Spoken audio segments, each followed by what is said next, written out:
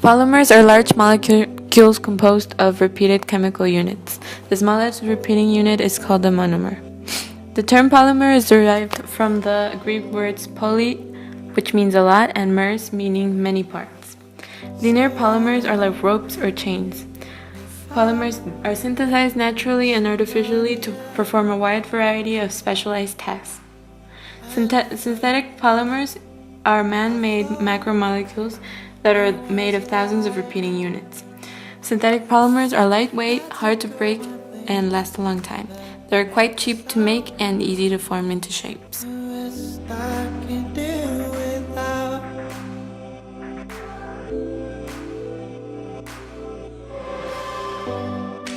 Polymers form the basis of life. The history of synthetic polymers is relatively recent.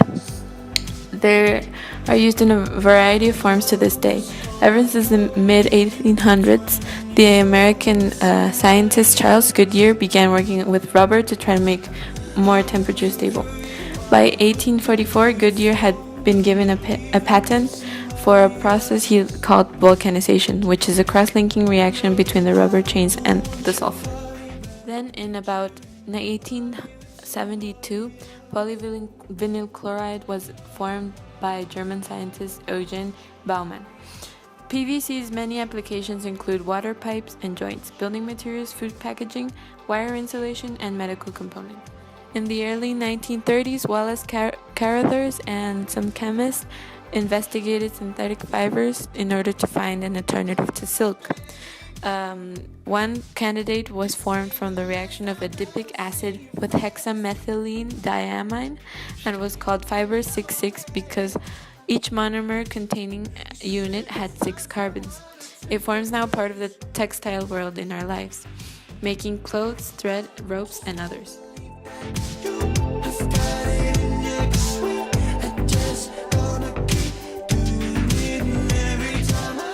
Synthetic polymers can come in a variety of forms, such as common plastics, the nylon of a jacket, or the surface of a non-stick frying pan.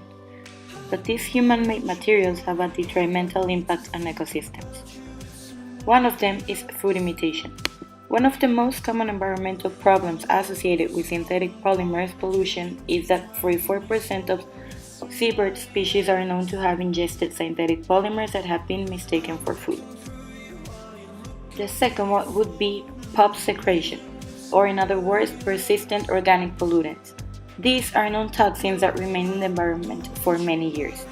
A research by students at the University of the Pacific sampled synthetic polymers found at coastal sites in the northern Pacific Ocean and found the presence of harmful toxins in every sample of synthetic polymers. A third one would be production pollution.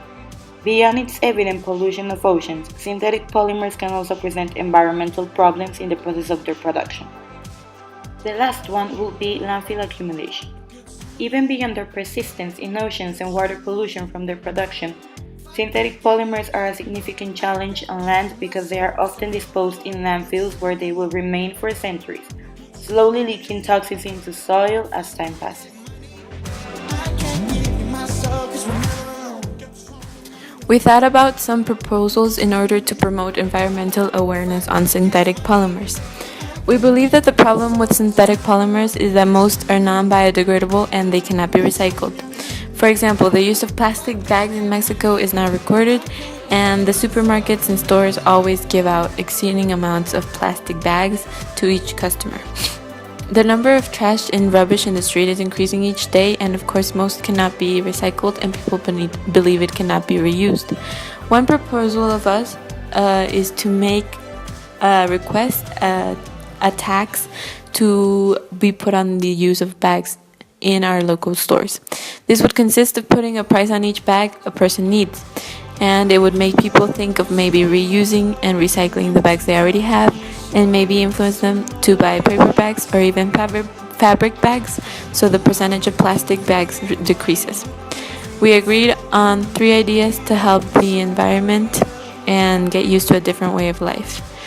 To help decrease the amount of trash we consume each day, we decided to do the following.